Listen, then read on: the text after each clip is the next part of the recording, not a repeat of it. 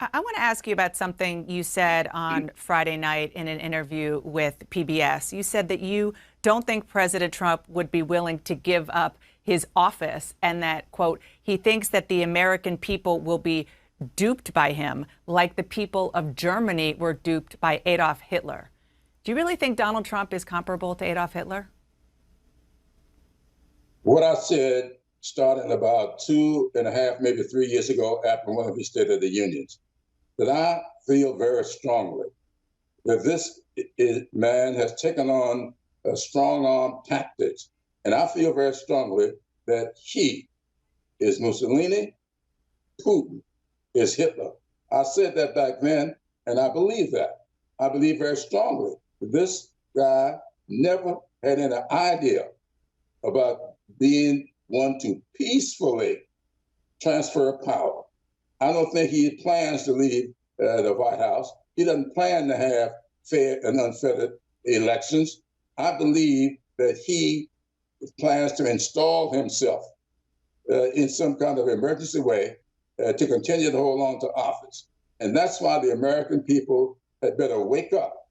I know a little bit about history, and I know how countries find their demise. It is when we fail to let democracy, at the fundamentals of which is a fair, unfettered election.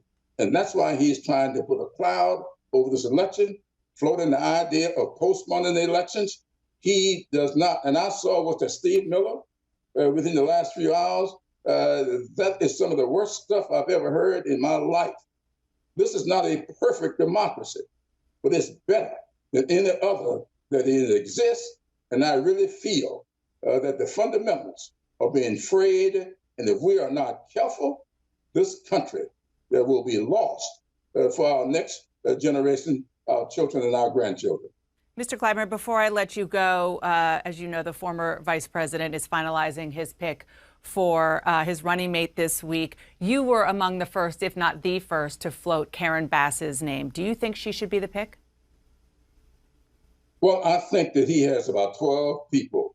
He said that there are 4 African Americans in his finalists. What I have said is this: he should let the vetting and the polling inform him. And then he should let his head and his heart direct his actions. He calls it simpatico. I call it let your head and your heart take a look.